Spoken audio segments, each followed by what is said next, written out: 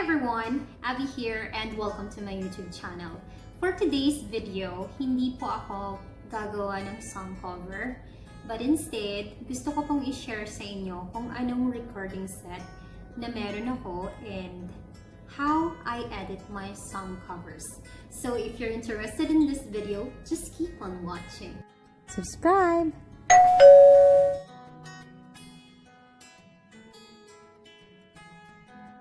At least may idea kayo kung ano yung mga gagamitin nyo and paano ba yun gamitin. So wag na natin tong padagalin guys. Let's start!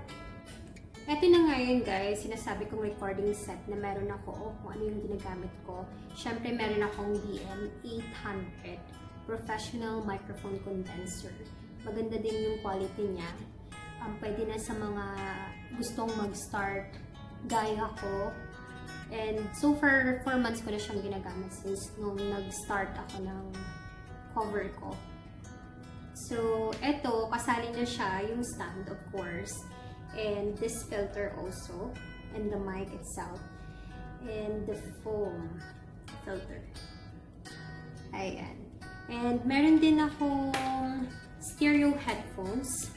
Eto, napakaganda yung bass niya as in. Kasi napaka-clear habang nagre-record ako, talagang maganda. Kakailanganin mo pala guys ng cable splitter adapter. Ito na yon yung itsura niyan. Ito yung cable para sa headphones mo. Hindi siya masyadong deep. And ito para sa microphone condenser mo. And then ito yung ikakabit mo sa phone mo. Yan. Ako kasi yung gamit ko yung phone ko lang talaga sa mga recordings ko. I have A71 Android Samsung. So ayun guys, ikabit na natin. Ito yung cable ng microphone condenser. Pakita ko lang sa inyo ulit. Yan. Yan. Medyo clear na. Ito yung ikakabit mo sa microphone condenser mo. And then, ito naman yung headphones. Kung makikita nyo, ayun. Ikakabit mo yung headphones mo. Ayun. Tapos ito, dito sa phone ko.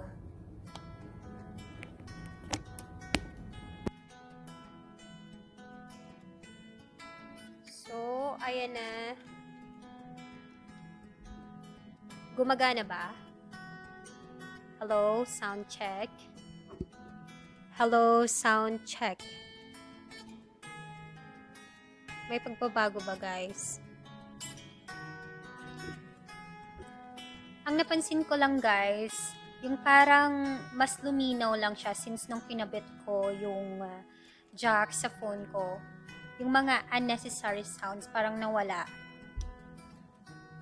Pero ito naman, pag gamit mo, kung papakinggan mo rin, wala siyang masyadong effects. Diba? Kasi wala nga siyang interface. Ano ba yung interface? Yung sample ng interface po is D8 sound card.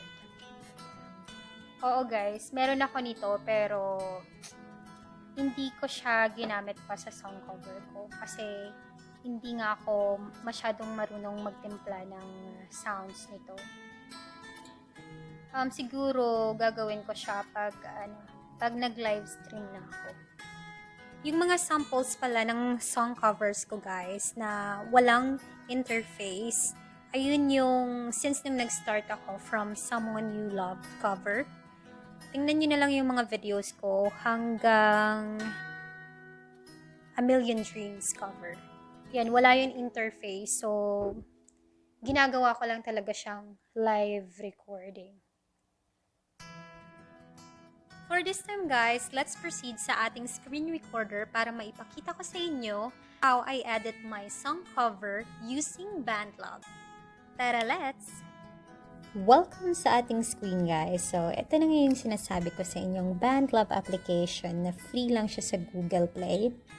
Install nyo na yan kung wala pa kayo and make sure na nakapag-create na kayo ng account para makapag-start na tayo. Okay? So, click mo na yung Bandlab na yan. And then, ito yung kakalabasan niya. Ito, nakikita mo tong plus sign button. Click mo na yan para makapag-add ka ng import track, which is your instrumental. Ang kakailanganin lang natin guys is yung import track and voice/mic. So, ka na ng MP3 mo or yung instrumental mo para mahanap mo siya dito. So, ako kasi papakita ko lang sa'yo kung ano yung na-sample ko na before. Dun tayo sa Fly Me to the Moon because ito yung wala ang copyright. So, import mo na yan guys. Mabilis lang naman siya ma-import. And then, next na tayo sa pag-add ng voice or mic. Okay? So, dito na tayo guys sa magiging track number 2 mo, voice and mic. Pindutin mo lang yan and may track number 2 ka na. Itong FX na to na button, ito yung magbibigay ng filter sa boses mo. Ayan, pili ka lang dyan, swipe left. Marami kang options depende yun sa kanta mo or sa boses mo. Ako yung favorite ko is yung large hole. So, i-click ko na to, ito yung pagpili. Ito yung click button. At ito yung sa left side sa baba na headphone button. Pindutin mo yan para marinig mo yung boses mo habang kumakanta ka. So, ayan, pag napindut mo na yan, may number 1 and number 2 ka na track. Pwede ka na magsimula. Click the red button para makapag-record ka na. Ayan. Yan yung sample habang nagre-record ka, guys. Yan, kung makikita mo yan, track 2. Yan yung may effects.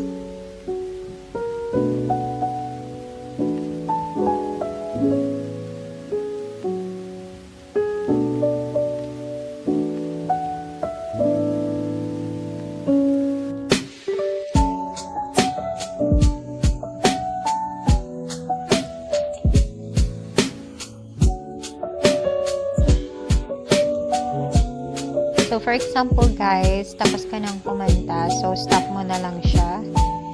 Yan.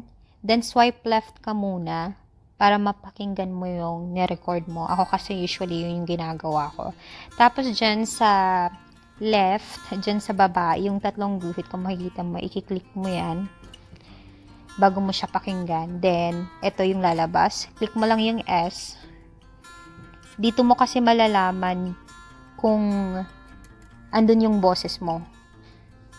Ma-adjust mo dito yung boses mo with the filters. So, balik na tayo dun guys sa track natin para mapakinggan natin yung sample ng nirecord ko. Fill my heart with song and let me sing forevermore. You are all I long for, all I worship and adore. In other words, please be true. In other words, I love you. Fill my heart with song, let me sing forevermore. So, yan na yung sample guys. Click mo na tong arrow na to para mag-save na. Then, click save. And then, lagyan mo na rin ng title. So, ako ilalagay ko, Fly Me to the Moon. Yan.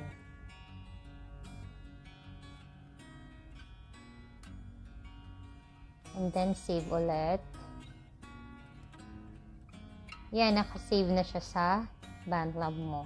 Kung paano siya ma-view, back ka lang. And then, itong music na button dito sa right, sa baba, yan. Ayan na siya, guys. So, yan. Open mo lang siya, guys. View details. And, pinaprocess pa siya.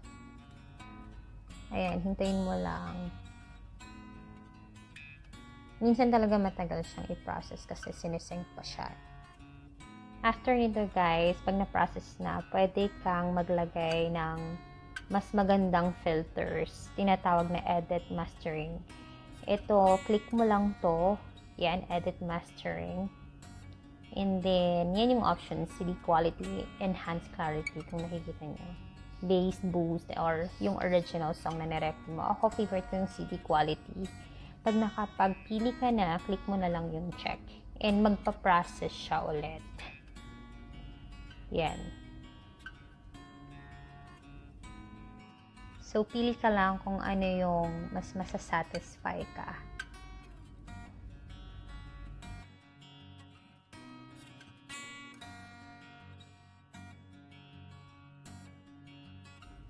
So, i-reload mo na lang siya by scrolling down and okay na siya.